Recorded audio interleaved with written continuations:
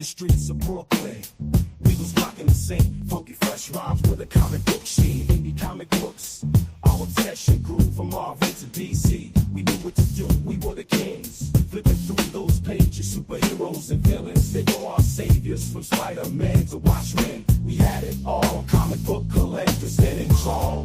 We're the comic book kings, rocking the hip-hop scene. Flipping through the pages, living our dreams. From indie comic books to the mainstream. We're the comic book kings, it's our reign.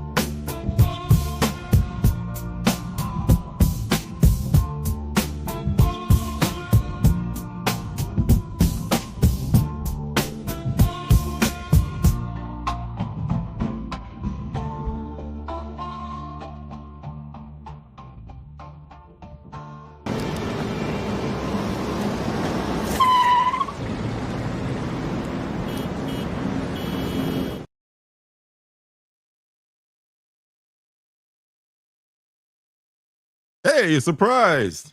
It's just me. But you didn't expect that, huh? Well, Surprise, surprise, surprise. it's just me, folks. Marcus called in sick. Get well soon, Marcus. hope you're feeling better, and hope you're not watching this because you should be in bed and just getting better. But hey, we're gonna forge ahead with our top 10 indie comics of 2024. So yeah, that's what's happening. First, I want to say hello to the chat. Jet City, what's happening? Good evening. It's just me, but good evening to you, Jet City. The lovely Janet, of course. How are you, dear? And Space Case, what's happening, Space Case? And good to see you guys here. Who else? Jet City. Hey, thank you. Happy New Year to you too. I don't know how you guys feel about it, but I'm kind of glad the holidays are over and we can get back to business, so to speak. By business, I mean monkey. All right. That's my main man. What's happening, Willie? How are you, sir? Good to see you. Willie, don't do it, man. Not with that money. I tell you. Hope you're doing well, and I hope you had a good holiday if you celebrate those things. So yeah, I do have some runners up. Um, I don't have a list of runners up. There's so many books that were just, you know, good. I read a lot. Every time I do this list, I realize how many books I read a year, and there are dozens. If I'm not going to say hundreds, but definitely in the high dozens every year. So, what the ones that we pick, at least the ones that I pick, are definitely the ones that rise above all the rest. But there's a lot that really deserve to be credited as well. And too numerous to mention, but I have a couple of them just laying around here.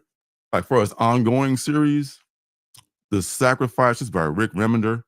This is I'm not sure how long it's going to be going, but it started like I think in 2023, still going strong. If you haven't checked that out yet, you really should. This is an excellent book. There's more Rick Remender stuff in the top 10, as you might imagine. And from Ghost Machine, of course, Ghost Machine, that came out, I believe that was this year. but definitely the ongoing Geiger and Redcoat and Rook and all those, not to mention Hyde Street. Hyde Street came out more recently, but this whole Ghost Machine universe is really going strong and looks really good. And it did not make the list, but it's worth reading for sure. And another great ongoing is What's the Furthest Place from Here? This is number 2 with the 7-inch record version. These are a little bit more easy to find now, but they were really late coming out.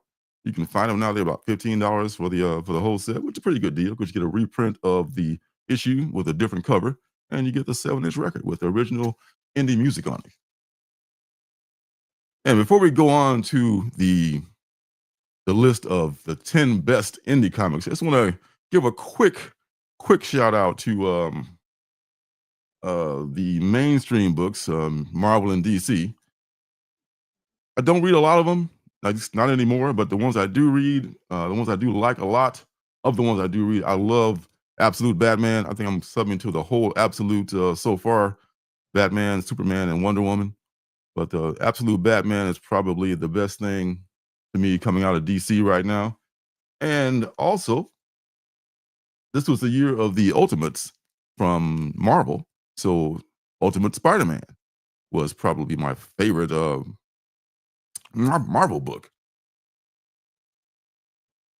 And most recently, the Ultimate Universe Year 1 year in, was the title of this one shot. This was a really good one shot. Also, the Doom one shot, which I don't have a copy of that Doom, but I got a box with the Doom, the cover on it, and this was an excellent one shot as well. These were the 2 best one shots, and other than the Ultimate Universe, the best things that Marvel put out. So those things are going to be awesome. And the Ultimate Universe one shot with the first cover appearance of the Ultimate Wolverine, which I know JP says it's probably not straight cash. I was just kind of joking around with him saying it was straight cash, but this could go either way. I know no one asked for an Ultimate Wolverine, and the present day Wolverine is just fine. But you know, if this is a well-written character, and it has a chance to be, depends on who they put on this book, which I think Ultimate Wolverine is coming out in the next couple of weeks, probably sometime in January. So keep an eye on that. And later on, we're going to be giving away a copy of the Ultimate Universe number 1 one shot, which is this one right here. So stay tuned. All right, see what else is in the chat here. Oh, I already said hi to Jet City. Oh, yes, they are. They absolutely are. Absolutely. All right, so I guess we start with the actual ultimate. I'm sure with the actual countdown of the top 10. And at number 10, man, this is and I only just to preface this, I'm only putting books on this list that I have finished reading the series or I'm current with these books. So some books I read only the first issue or maybe the first 2 issues and I lose interest or just for whatever reasons I drop off of it. I drop off the book. Everyone on this list, I finished the series or I'm currently reading the series. So there's a lot of the body of work is already there to be judged. And the first one is going to be Paranoid Gardens. It's currently ongoing. What do I do with it? Oh, here we go. I think an issue number 6 should be coming out pretty soon. This is number 4.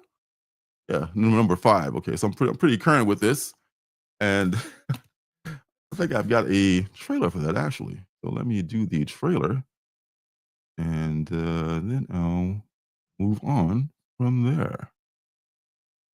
Are we? To number 10. And the trailer for Paranoid Gardens.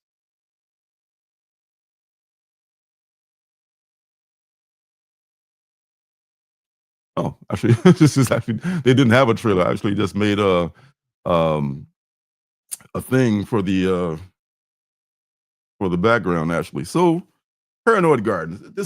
This woman is like an attendant in this place that's like a somewhere between an emergency room and a care center for like beings of all kind in this weird world where there's like humans and also non-humans, but everyone's looked at as like, okay, that's just another, a person, and it's not an odd thing to just have a person with tentacles or that looks like a Cthulhu or something, So it's kind of trippy that way. But this woman is remembering her past. Another one of those cases of a person having amnesia, which is pretty common trope, I guess. But it's pretty well done, and it is by Gerard Way, who did Jupiter's Way, which is pretty cool. It's Gerard Way, the Umbrella Academy, and Sean Simon joined forces with illustrator Chris Weston and colorist Dave Stewart, one of the best in the business, to make this surreal new comic book experience that this ER meets Doctor Who on acid. Even Lou is a nurse in the most bizarre care center in the universe. The staff are not entirely human, and the case is downright unearthly. Aliens, ghosts, superheroes, and more creatures plague its hallways as both doctors and patients in the hospital itself seem to be somewhat self-aware. Lou believes that despite a recent failure at her job, she's been given some sort of higher calling in this mysterious place and decides to rise to the challenge. Along the way, she must fight her way through corrupt staff members, powerful theme park cults, and her own personal demons and trauma to meet this challenge and discover what secrets the gardens hold. So there you go. And this is currently ongoing. You can pick this up if you like, and I can't see why you wouldn't after that wonderful description there.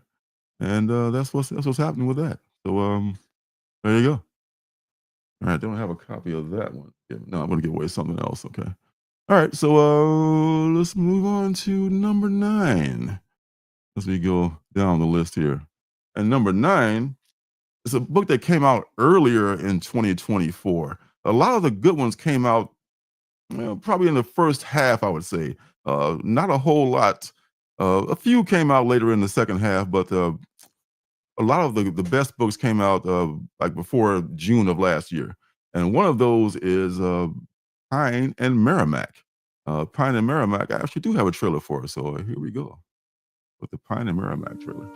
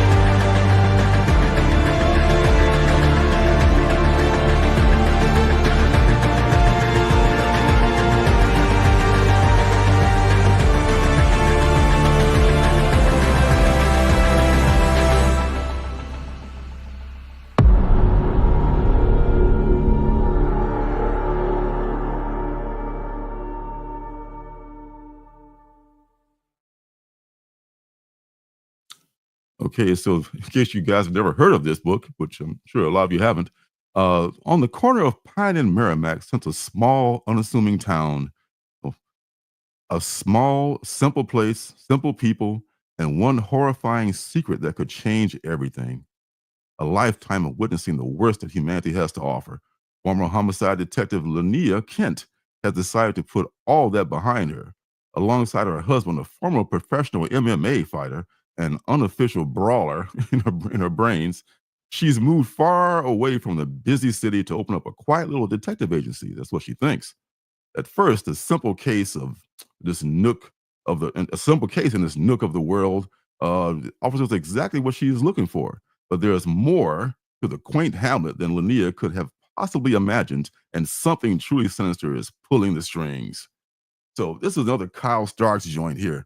And what I love about this book is the relationship it shows between these two. These people are genuinely in love. And the thing about Linnea, she was a detective, a homicide detective who really had a weak stomach as far as murder goes. She, she really couldn't deal with the crime scenes, the whole thing about being a homicide detective, which is kind of like, a bad thing if you're this is your work. This is this was a J. Lee 1 in 10 or maybe 1 in 25 of Pine and Merrimack #1. Very cool cover of that. Hey, is that Phil?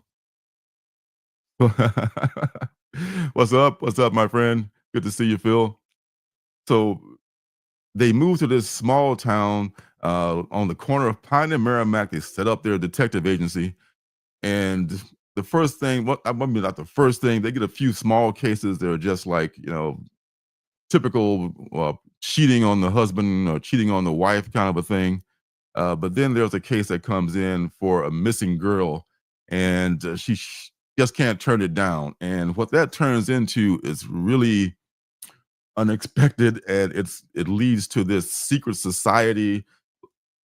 It's just a whole weird thing that happens that you didn't see coming, and it's, I wouldn't say kind of a tragic ending. I don't want to give too much of it away, but it's really well written by Kyle Starks, who is really good at doing this.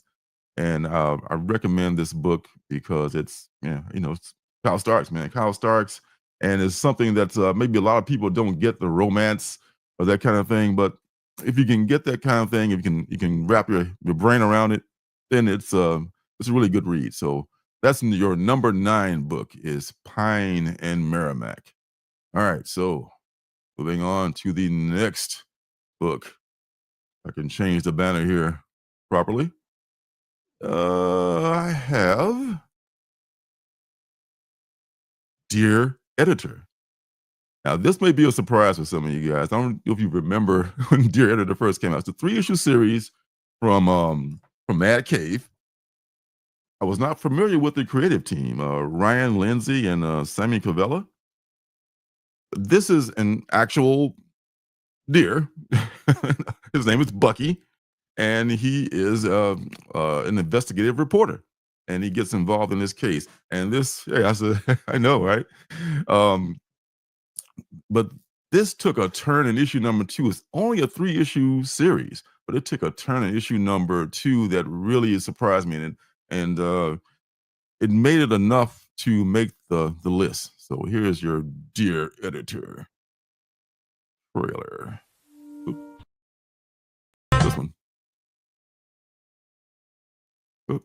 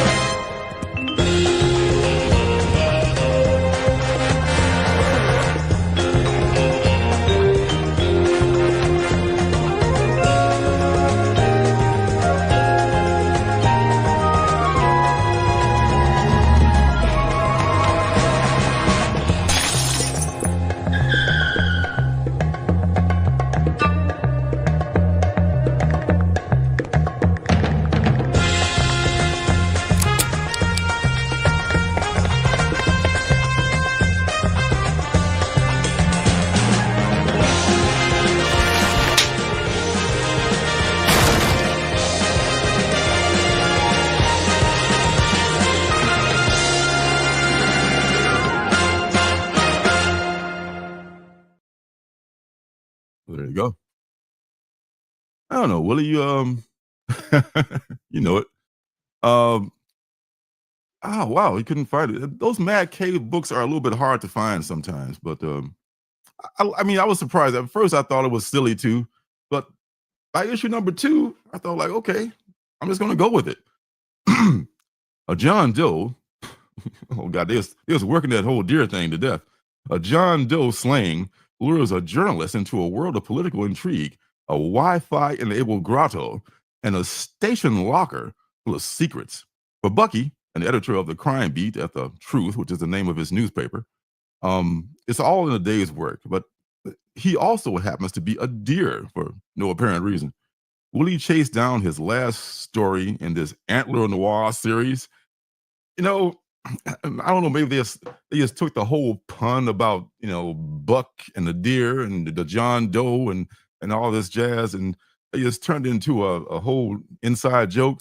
But the artwork in this is really excellent. I mean, I don't know if you know it or not, but drawing animals is hard, and drawing a deer, and that's like, and doing an anamorphic deer like is totally something that I would not want to do if that was my assignment. So, man, to shout out to Simon Cavella who drew this, is just for getting through this thing and doing a really great job with it.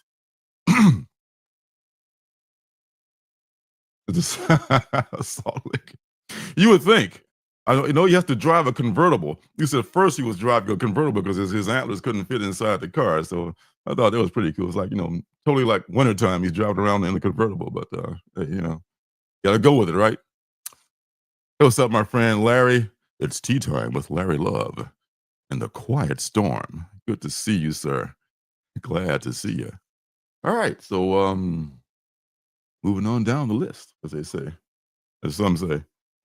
The next one on the list will be the Tin Can Society. On the Tin Can Society, I don't have any kind of a. It's hard to find any kind of. For some reason, Image. This is under the Giant Generator imprint, but Image does not have a presence on YouTube as far as making trailers and stuff like that. Even Mad Cave and Boom, they make tons of trailers, but I'm very surprised that Image, I guess they focus their assets in another direction. They think it's not worth it to make trailers, but I think those trailers just help promote the books a lot more. Okay, so the summary of Tin Can Society, which I think people should be reading because it's an incredibly overlooked book.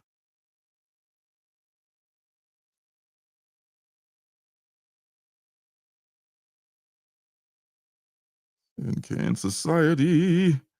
Here we go. from Giant Generator, I mentioned that before. Johnny Moore is a world famous tech mogul known as much for his work pioneering mobility aids for people with disabilities like himself, as he is for moonlighting as a metal-suited vigilante, Caliburn.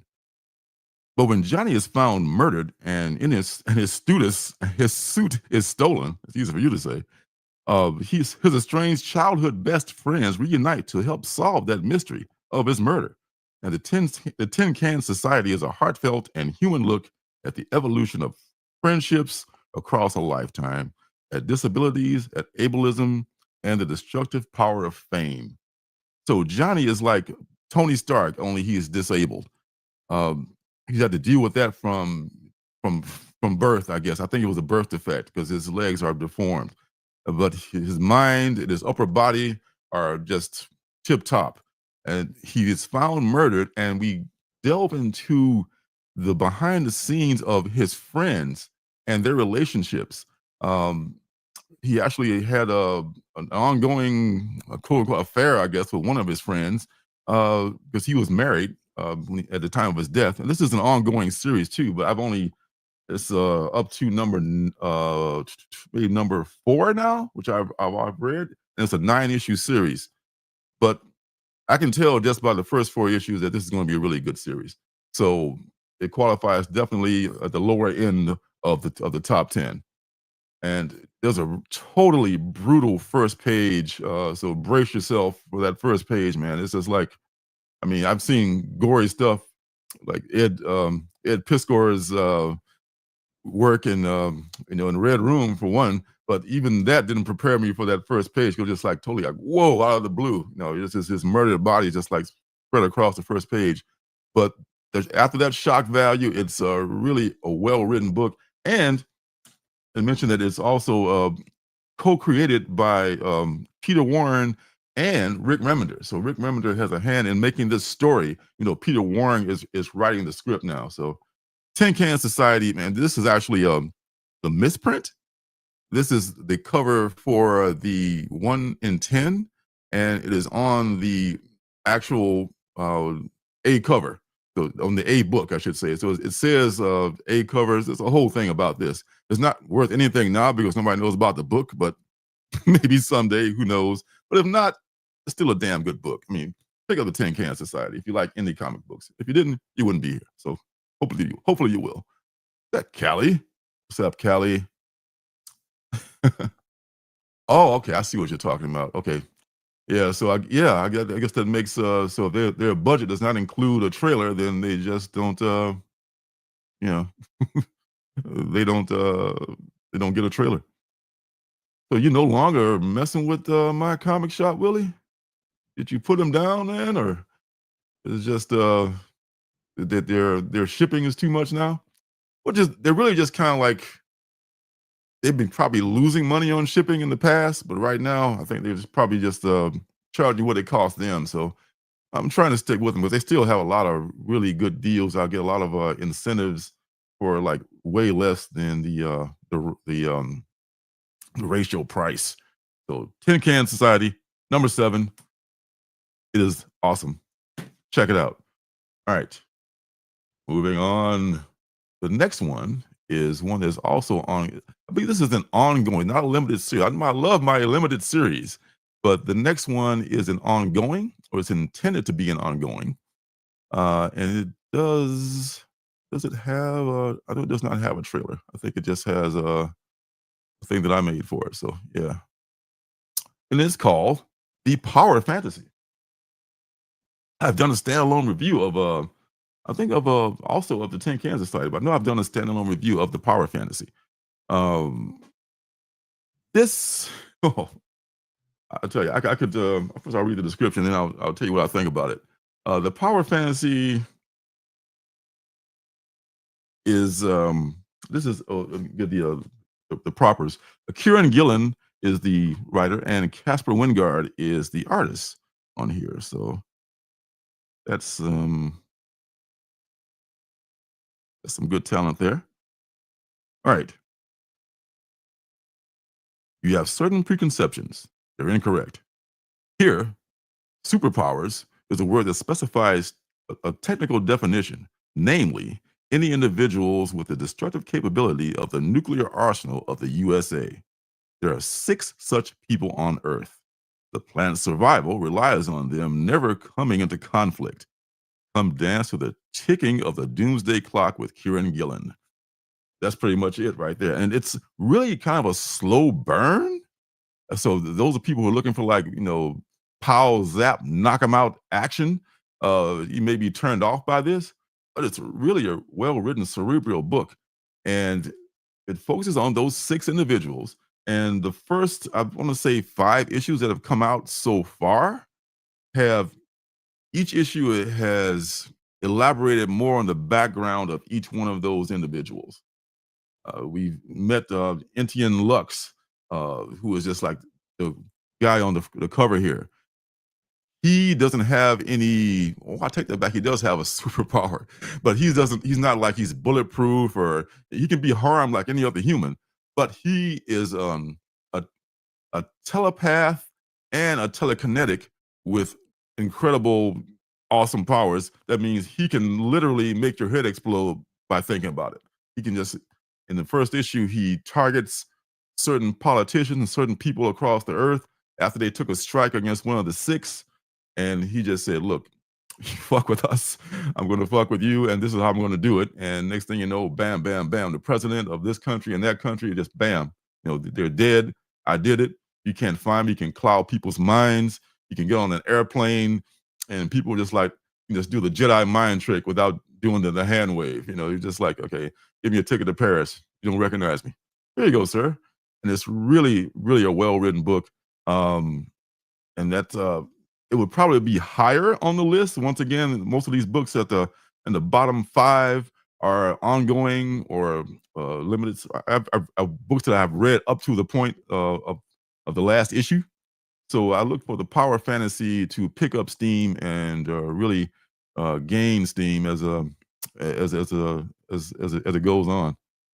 What do we got here? We got just checked in. I just saw it right here a second ago. Patrick Sargent. Patrick, in the Illustrator. Awesome, man. That's great. Illustrator. Yeah. Cool. Very cool. That's Brian LCS. What's up, Brian? Good evening to you, sir. Remember the Black Pearl. I do remember the Black. I remember that name for sure. I don't remember. Is that your work? I do remember that. I remember that title for sure. Man, right on. Very cool. All right, so next is another book that's also ongoing, and let's see. And I am collecting this book, and also the tarot card covers that are the covers of the 1 for 10s that they all the 1 in 10s have tarot card covers. And this is the first one of the lead character under the Fool. And she kind of is sometimes, but she she absolutely is an interesting character, as is her mother. So Minor Arcana is the name of the book. And here is the trailer for that.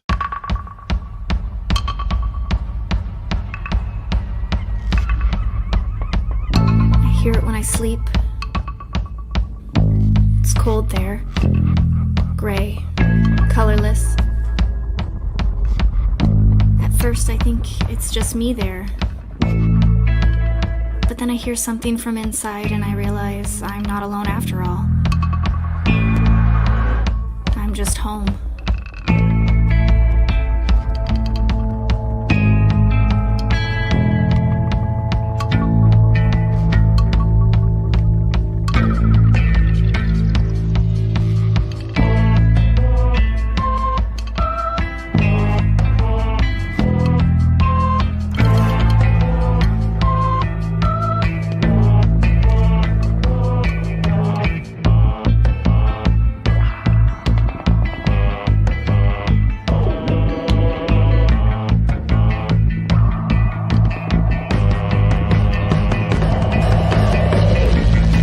If you want to find meaning in something, you will.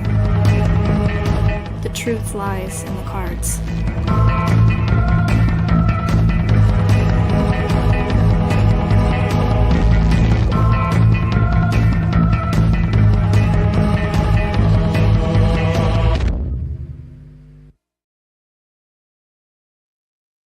How about that? Checking on some folks who just came in. Said hi to Brian. Bobby D. What's up, Bobby? Cheers, my friend. Good to see you. So, Minor Arcana. This is one of my favorite books of the year so far.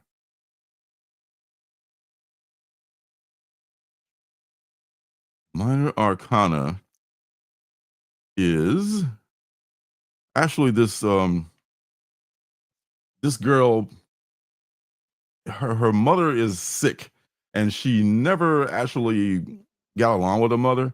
And her mother is a storefront psychic card reader, and she's always thought that yeah, whatever, I'm not going to do that. I think you're a phony anyway, and but she has a loyal customer base, and she has to come home, meaning back home to her mother's house to take care of her mother. And she is none too pleased about that. She runs into her ex-girlfriend who has moved on and married and has moved on with her life. And she's just a bitter party of one, pretty much. Yeah. And what she discovers is that, guess what? Your mother is not the fraud she thinks she is. I mean, she's still a very flawed person. She's a heavy drinker, and they don't have a great relationship. So I don't know what there's abuse in the relationship or whatever. But it turns out that the girl actually has inherited the psychic powers from her mother, and she starts to have these visions of this hotel and this place that she keeps going to. And when she goes to that place, she comes back with messages for the people that she gives the readings for. So yeah, Minor Arcana is, and this is another Jeff Lemire thing. Jeff Lemire is writing and drawing this. Nobody's better at tugging at the heartstrings than Jeff Lemire. This isn't about young children where he really excels at it. I mean, he really is good at that. Like with Fish Flies, for instance. Fish Flies was good too. Fish Flies was, I think maybe that was last 2023, but Fish Flies maybe just one that just didn't make the cut. But Fish Flies is good. Minor Arcana to me is better. So there it is. Minor Arcana is your number 5. Before we move on, let's go ahead and do I'm going to share the screen here, and we can give away one of these books here. I think we're going to give away that first one because not that many people here, so y'all got a pretty good chance of winning if you want it. That is. I'm going to give away the Ultimate Universe 1 year in Wolverine, Ultimate Wolverine, I should say, first cover appearance, which is it's going for a little over cover price right now. It's not going to break the bank, but it's hard to find in stores. And let me see here. So that's going to be use that for I'm going to share the screen first, and I'll think of the word we can use.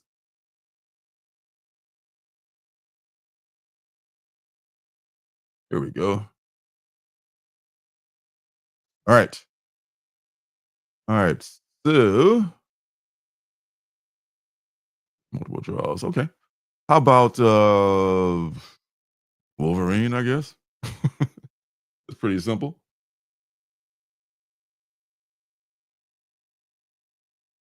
All right, now just let that marinate for a few minutes, and then we can do the spin.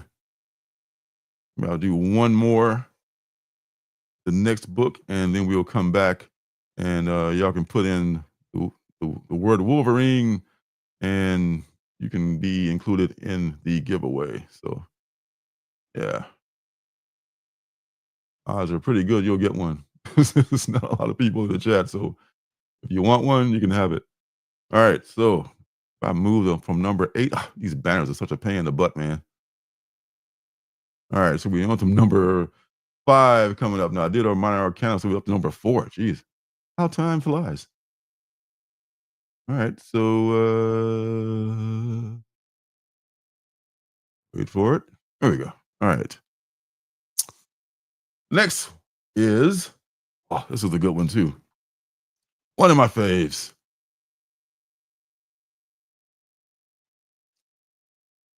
Called Mugshots. Mugshots is another Mad Cave joint. This one, so much I loved about this one. It's based in the UK, and I do have a Mugshots trailer which I can play while the Wolverine things start to spool. And here is the Mugshots trailer.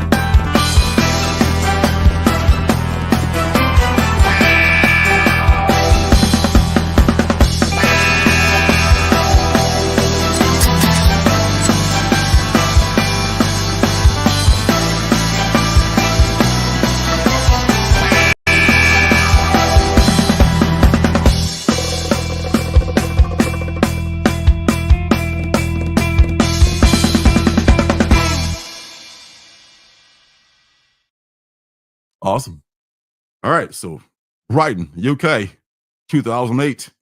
The kidnapping of a young woman sets in motion a chain of events that will set con artists, gangsters, killers, and corrupt police on a collision course in this tale of family trauma, betrayal, murder, and revenge that threatens to bring the city's whole underworld down. That would be a shame, wouldn't it? So, man, this so much I love about this is the creators are Jordan Thomas is the writer and Chris Matthews is the artist. Who's, oh my God, the designer. I spaced on the name of the designer. I just have to see what that name of that designer is because the design of this book is really what drew me in. And then it was just like the story and the art just sealed the deal. Book designed by Miguel A. Zapata. So Miguel, respect, great job, my friend. Sir. Mugshots. This guy, the lead character, is such an anti-hero. I mean, the way he just like double crosses this one of his boys at the very beginning is just so classic. And it's just a 4-issue. This is the final issue, only a 4-issue series. I love limited series. That's my jam. If you're not familiar with that, love me some short series because that's just like, okay, 4 or 5 issues and I'm done. And this is right in the wheelhouse here. It's done with just black, white, and this turquoise color here. Beautiful looking book. Well done. Find it if you can. I know a lot of these books are hard to find, Willie. I know. That's where my comic shop comes in. They have a lot to the books that are so hard to find. So yeah, Mugshots is definitely my one of my upper top 10, the top 4, in fact. All right, so this Todd McFarlane and use this revenue to fund Image Comics imprint while managing Malibu. Okay, yeah, I was reading about that in the Untold History of the Marvel Universe. No pimp named Slaughter. Yeah, pimp named Slaughter is got a cold. Got a cold, Bobby. He's not feeling very pimpish tonight. Hello, Jenny Soap Dish. Show a more interior page of the comics with a separate camera setup. Oh well, I'll work on that next time. Next time for sure. But I only got one game. The thing about it too with StreamYard, with my budget plan here, they only give you one camera. And they don't have that like some people have, like with other setups or with the more expensive programs. So yeah, so that's good to know. But that's what sometimes having the trailers are good for. I'll sometimes make a trailer too, but to be honest, I just don't want to make a lot of trailers this time. So I found people that had trailers, and I used them, and that's where we are. What can I tell you? Yes, I do agree that short series are great. What's, what's this?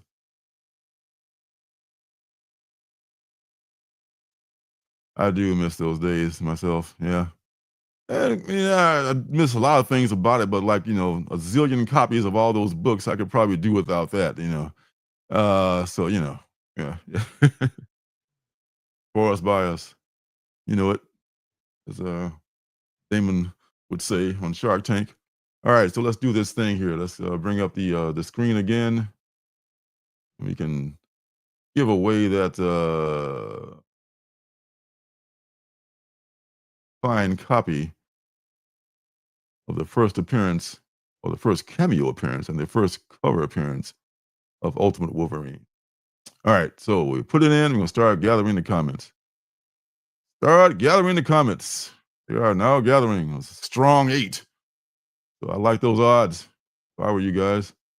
All right, last call. Yeah, I like the trailers, especially because I don't have to make them. That'd be awesome. I know because Damien, Sleeper Reader, does that 2-camera setup. I'm not sure who he has as a provider. Maybe he has the deluxe plan from StreamYard. I'm not sure, but a brother like myself who is on a fixed income, do not cannot afford the executive setup. So Wolverine, hey Bobby, jump on in. In case you weren't here, this is the last call for Wolverine. Put in the word Wolverine, and you'll be able to win this first cameo appearance of Ultimate Wolverine in this wonderful one shot, which is a great book anyway, too. So awesome. All right, so let's gather those things. Wolverine, there's one more. All right, so this keeps growing. More AI, day one comes back then. Now it's a lot of fair weather comic book culture, and a lot of it is the least I see. Yeah, so it was just two more. Oh, yeah, all right, here we go. Got double digits. Strong 9. All right, so go ahead and just count it down. 3, 2, 1. 1 and 9. Here we go.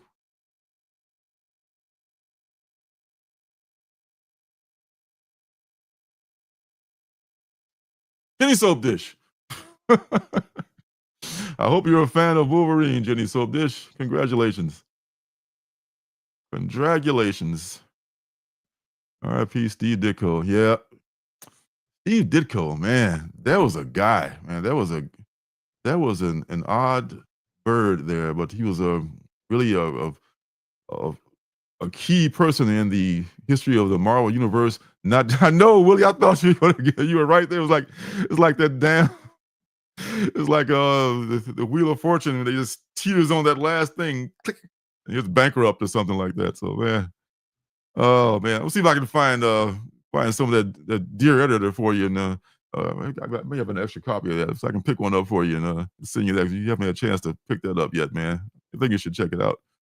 All right, so congratulations to Jenny Soap Dish, and we'll move on back to the main screen here, and up to number 3, the old DJs used to do. There we go. Number 3. Probably number 3 is the last one I have a trailer for. So maybe I will open one of those books and show you the interiors of the next ones, because the top 2 don't have any trailers out there because they're Image books. Spoiler alert, in case you're wondering. So, oh, did you? Oh, awesome. Okay. Ed Piskor. Ed Piskor. Yeah, I know what you're trying to say. Yeah, absolutely, man. I'm still pissed off by what happened to Ed Piskor, man. Yes, and add to the list of in memoriam to add Jack Kirby to that too. Jack Kirby got screwed around by Marvel, but that's a different story for a different day. All right, number 3. Oh, this is one of my favorites. This is from Philip Kennedy Johnson, who does a lot of mainstream books, but this one is probably under the radar for people who read most of his stuff. But us indie folks probably caught it the first time around. And of course, I'm talking about Crocodile Black. Crocodile Black, oh my God, it's such a psychological, I don't know what you would call it, man, but it's just so intense. And here's that trailer for Crocodile Black.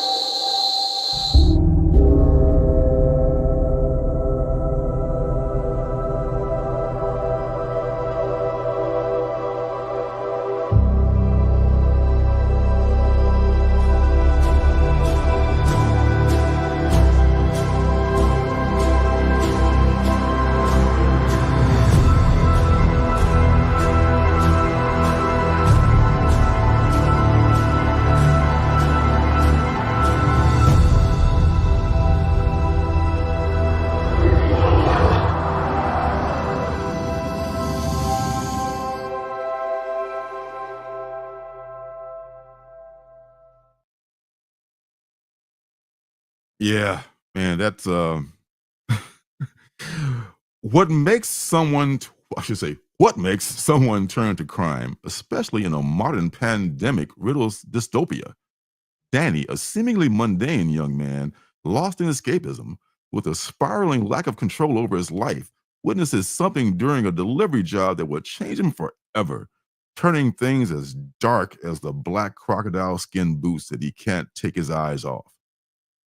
In this criminal thriller from Eisner nominated writer Philip Kennedy Johnson and rising star artist Samantha Powell, the morally gray turns to cold blooded murder. This is, oh my God, this might not be for everyone, but it is really a dark drama about this kid who was really kind of, as the story suggests, as the description suggests, he's really kind of his mental state is not stable, as you might guess, and so he's making a living as an Uber Eats driver or or something like that. And this is during the pandemic, during the first days of the pandemic, the first year of the pandemic.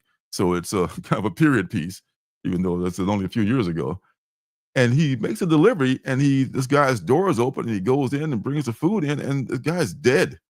The guy's dead, and he's just like sitting there, but he's got these like sweet crocodile boots on, and dude takes the boots off, puts them on, and his life just changes. I mean, we don't know if the boots are possessing him or is it just his mental state that turns him into this like badass cold-blooded murderer. And it's a 5-issue limited series from Philip Kennedy Johnson. And this is really a thought-provoking series if you can get into that kind of a thing. Yeah. It does kind of, I don't know which Twilight Zone you're speaking of, Bobby, but it does kind of ring a bell or something like that. Maybe was it boots? Was it some other apparel or thing that the person put on, and it really changed their life, so to speak. Yes. So man, Crocodile Black, man, one of the best of the year for sure. Philip Kennedy Johnson still out there. Pick this up, folks, and man, it's totally worth it. Absolutely. All right, the top two, just me. So the top two are just me and my descriptions, and number 2 is going to be another one of my favorites. Too bad Marcus isn't here because he give me shit about being a Tom King stan. But number 2 is written by the great Tom King and illustrated by the equally great Bilquis Evely. This is Helen of Windhorn. This, I think, is the second printing issue here of Helen of Windhorn. So, gosh, Helen, God, she arrives at this. She's really like this this teenage girl. Like I think she's 15 or 16 years old in the story, but she's already become a heavy drinker. And this she inherits this inheritance from her grandfather, or I should say from her father, who she was estranged from, and he was a famous writer. So they send the nanny, whose story is a narrative for the whole story. It's told from her point of view, to fetch Helen and bring her to Windhorn, this beautiful estate that is so lushly drawn by Bilquis Evely, who's famous for Supergirl, the Woman of Tomorrow. This is just a sample of the first page here. Very much in the mold of the guy who wrote Conan. God, what is his name? Damien, where are you when I need you? Such my literate friend here. Very much in that kind of a mode. And Helen is without direction. I mean, she's in jail. She's sleeping off in the shitter after a night of just drinking and carousing and raising hell. Yeah, the art is just fantastic, Willie. I mean, normally I do like a lot of Tom King's books, but he can be very wordy. But this one, the words just enhance the story, because I can hear the governess just just spilling all this out and explaining all this stuff about Helen through her point of view. And what happens is, without giving too much away, I hate to give spoilers away, but Helen straightens her life out thanks to adventures with her grandfather, who it turns out has more to do with fantasy than the fantasy that her father wrote about. Maybe her father was writing about the adventure that he was told by the grandfather. I don't know if they mentioned that in the story or not, but the art is just so fantastic. I wish I could have a picture of. Oh, here's a picture of Windhorn, the actual estate. Talk about something that's like a tough assignment for an artist. this is just so beautifully done by Bilkis. And man, this the top two could have been either one of these books that I've chosen. Like I said, if you guys have different books that you think should have been in the top 10, let me know in the chat. Let me know in the comments if you're watching on the replay. But Helen of Windhorn was definitely my number 2 book, and it wasn't even close. There's another one that could have been there, but yeah, Helen of Windhorn is awesome. If you can get this, thank you, Bobby, Robert E. Howard. The mind doesn't work as swift as it used to, sometimes. Robert E. Howard. Yeah. So this is about the Twilight Zone episode. Oh, okay. Yeah. Okay. So goes to show you, there are only 36 dramatic situations, so you gotta use one of them in your story. What you do is you take your personal spin, your personal experience, or something, and add it to what's been before. Because what's old is new, what's new is old. I mean, everything's been told before. Question: how are you going to tell it? You gotta be a good storyteller. That's pretty much what you have to be. All right, so the hour's coming to an end here. Let's get this number 1 up here. And yeah, number one this year, and this year only. Number 1. If Marcus were here, I would guess this is his number 1 as well. I mean, we didn't talk before the show, other than him saying he wasn't feeling well. But I got a feeling that as much as he talked about this book, that this is also his number 1. And of course, if you've been watching the show or watching the stream on Wednesdays, you know that book is Gromit's. Gromit's is holy shit. Gromit's. If you love indie books, and I do, Gromit's is something that you can relate to, even if you're not a skater person. I mean, I never stepped on a skateboard in my life, but this book touched me. I mean, it's only 1 issue left. This is a 7-issue limited series. Number 6 just came out. I've read all 6 of them. They've all been great. I don't care how it ends. It's still my favorite book of the year. I don't care what happens. It just totally wets the bed at the end. I don't think he will. This is also another Rick Remender joint. This is co-written with Brian Posehn. I think it's the correct pronunciation of the gentleman's name. I'm calling him Posen, which is wrong. So let's take care of that and and not do that again. Wrong. Exactly. Brian Posehn. Oh God. I want to give okay. Doesn't say in the front exactly who the right. Oh, here we go. All right. It's such a very cool credits cover. Very, very cool. Rick Remender and Brian Posehn are the writers. The artist is Brett Parson. Brett Parson's art just slays throughout this. I mean, I know some people say like, it's cartoony. Okay, so what? He's a master of this shit. This is one of the most beautifully illustrated it kind of reminds me of the guy from Mad Magazine. God, his name is slipping my mind too. Jack Davis. Jack Davis, who is a really great draftsman, but has this tight, cartoony style, man, that is just amazing. I mean, and this book, like I said, though I never stepped foot on a skateboard, I could completely relate to this book. Um, there's a group of girls in there called the Gens. They're a bunch of skateboarding girls. There's Gen 1, Gen 2, and Gen with two N's, which is, I think, freaking awesome. Uh, the kid's best buddy, who he meets when he first comes into school, has kind of a creepy grandfather who may or may not be I don't know, a molester or some kind of a serial killer or something. But it turns out that's not the case. Don't want to give too much of it away. And then there's this big build up to this party that happens in issue, I think, number 5. The build up is happening at the party.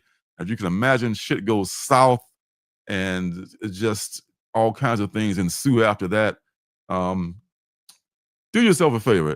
If nothing else, pick up this issue of Grombo. Pick up, I should say, start reading it or wait for the trade or whatever. But if you love any comic books, Grommets is definitely something you should be reading. I mean, no question whatsoever. And hey, is that hey, Damien? I needed your expertise earlier, but Bobby stepped in. What's up, Damien? Is that Naman? I saw Naman too. Hey, Naman, my friend. I've been lurking on your streams too, my friend. I saw you the other night on K-pop stream. I was lurking on her stream. Oh, good to see you. Good to see you. Did you? Yeah, the Gens. Oh my God, the Gens and the dad. Oh my God, those are two of the best supporting characters, right? I mean, the Gens are 3, but two of the best characters. The Gens and the dad are just, and his dad. I guess that's what maybe what Willie's referring to. The kid's dad is going through a midlife crisis, and he's quit drinking, but he's become a complete asshole in the process, and he's just not thinking about anyone but himself. So it's a lot of good stuff in that series. And I think I could do one more giveaway. One more giveaway. What the hell? I'm going to give away this copy of Grommets #1, which is a 5th printing. Oh, by the way, the person who won, I'm sorry. Oh God, Jenny Soap Dish. Jenny, I should have mentioned this before. See, if I had like a co-host, he'd be nudging my old ass and tell, oh, how are they going to get in contact with you? Jenny, look down below in the description of the video. My Instagram is Alternative City Comics on Instagram. Send me a message on Instagram with where you want this book sent, whatever location you want that sent, and I will send that copy of Wolverine's first appearance to you. So in the next one here will be Grommets #1, the 5th printing. To this one, still a great book, and my #2, which could be #1 too, but it's such a good #1. Helen Windhorn. Helen Windhorn, #1 also. So you can at least get started on these books, if you have not read these books. All right, so I'll think of a word in a second, but this is a first printing, or is this the second printing? I'm not sure. Oh, this is the second printing. Okay, so now these are more valuable than the first printing. Helen of Windhorn and Grommets #1 coming your way. And the word we're going to use is, let's just use Helen. That's easy. Helen. Helen. And you will get both of these books sent to you by carrier pigeon or something like that one of these days. Swear to God. All right, so I'll let that start accruing on the giveaway tool. Put in Helen.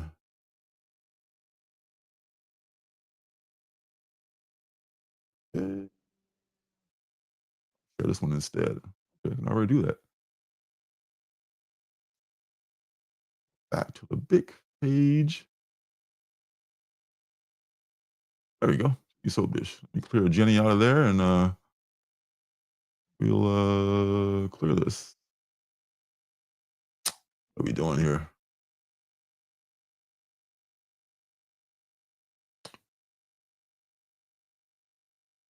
Put in Helen.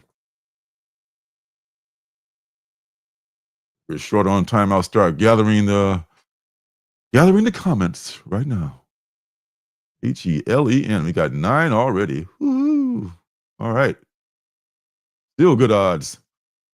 All right, so we'll let that marinate for a minute. In the meantime, good things are coming up for this year, for 2025. I sure hope so.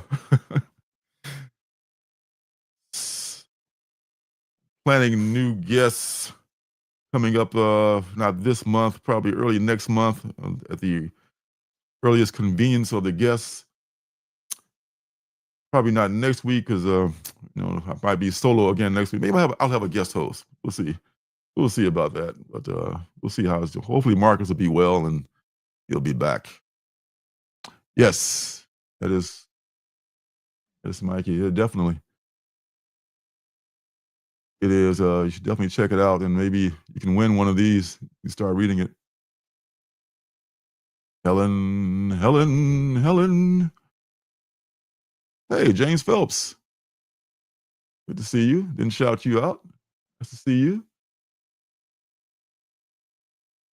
All right.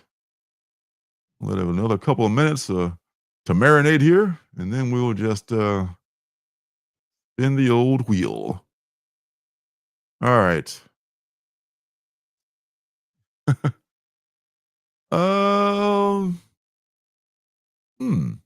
guess it worked last time without the hashtag. Yeah. I guess no one else is putting, I guess it worked last time. So yeah, put a hashtag. Let's put Helen in there. There's only a handful of us here. We're all among friends. Let's put Helen in. That should be fine. Did Marcus yeah, he caught something. I don't know. But he's probably just going through the same thing I was going through a couple of weeks ago. I was really under the weather. So man, I'm wearing a mask every damn where I go now. Man, I'm around people inside. I'm wearing a mask. I don't care where the hell it is, because it's just like the flu. Not to mention the old COVID strain, whichever there's out there right now. But then there's the traditional flu. There's maybe the bird flu. God forbid. So I'm just being extra careful, especially now. All right, so got 10 people. 10's a nice round number. There's Willie. Willie, maybe don't. I don't know. Maybe I shouldn't use the hashtag. Are they using hashtags? Yeah, no one using hashtags. So using hashtags, and some are not using hashtags. I should have been more specific.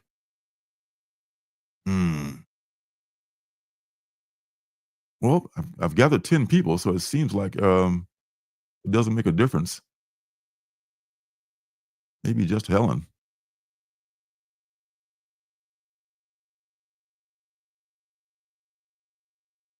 I'm at a loss.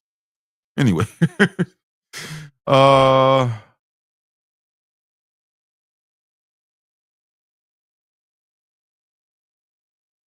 I know you wear a mask at all time, like MF Doom, Bobby. Absolutely. Before we're done with the stream, any other comic book? Hey, it's Ross. Ross, my namesake. Before we get done with the stream, any other comic book fans, hip hop would love to see a rapper written book. One Redman, Rob Guillory. Oh, Rob wrote what is that book he wrote about the janitor, which I liked a lot a few years ago, maybe this last year. And Jared Sams to write Superman Love miniseries. All right. Right on. I did both. Okay, yeah. Do both just in case. Yes. Just in case, because your senile host cannot remember which term to use. Yeah. Put them both in. Kill them all. Let God sort them out. All right. Yes, Mosley. Thank you, Ross. Yes. Yes, I did like Mosley a lot. Bobby Orr kills the mask. The literal mask from Jim Carrey's movie. All right, so we're going to do it. We're going to do it. Yeah. Feel better soon.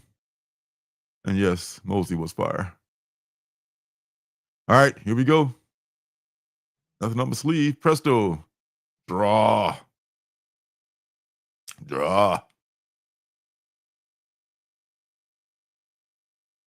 Wait for it. Jet City. Congratulations. All right, Jet City. My Instagram is down in the description below. It's Alternative City Comics on Instagram. Shoot me a message on there as to where you would like that sent, and I will send those 2 books to you. Congratulations on winning Helena Winhorn and Gromit's #1, my 2 favorite books of the year. And I feel confident in saying that I made great choices on those 2. But to me, Gromit's was, I mean, to be honest, I just worked backwards. To me, Gromit's was like my clear-cut #1. There was no question about it being the #1 book. Just what's #2 and so forth. So I just went down the list from the runners up and said, okay, well, that's 2, 3, 4, and so forth. But yeah, you are very welcome, sir. Yes, I will send that to you ASAP. So hopefully the mails have recovered since the holidays. You'll have PTSD from working at the UPS store during the holidays. My God. Everything I had shipped to me was like delayed. I'm sure most people, the same thing happened to you guys too. And the holiday is just like, I got a book I ordered from my comic shop, which I wanted to ship separately because it's a little bit more pricey than the rest of the books that come in my normal subscriptions. So I had to order I'll just send it separately before my shipment comes out. So it gets shipped before the shipment comes out from Texas, which is usually normally maybe a 5-day trip. That was like 2 weeks ago. I already got my shipment for this for this month. Already gotten that. The other book is right now. It went from Texas to Connecticut to Pennsylvania, and now last I heard is in San Francisco. So this shout of prayer and light a candle for my missing book, if you don't mind. All right, folks. Thanks for stopping by, everyone, and everyone who has stopped through, everyone who's watching on the replay, and man, it's been a great 2024. I know it's going to be a great 2025 for indie comic books too, because that's what we roll. That's how we roll, I should say. And thanks to all you folks. Yes. And so coming up, of course, there's the Wednesday live stream, which is 6 p.m. Pacific time every Wednesday. That's where my oldest comic son Marcus and I do that live stream, and we talk about the books we picked up. We do a preview of the upcoming books, and we pick a penultimate book. What I call the penultimate book was the next to the last book in the previews, and that book is a special book of that week that I think is going to do well.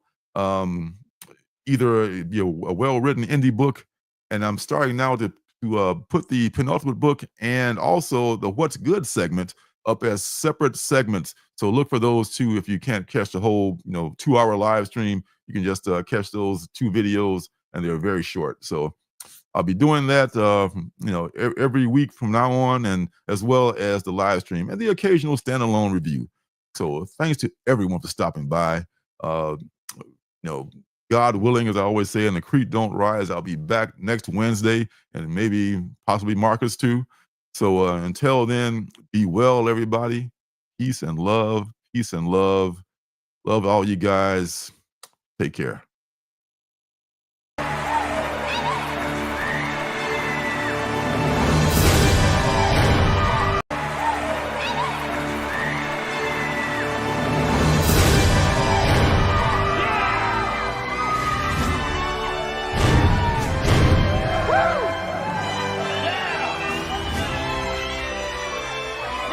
Denver!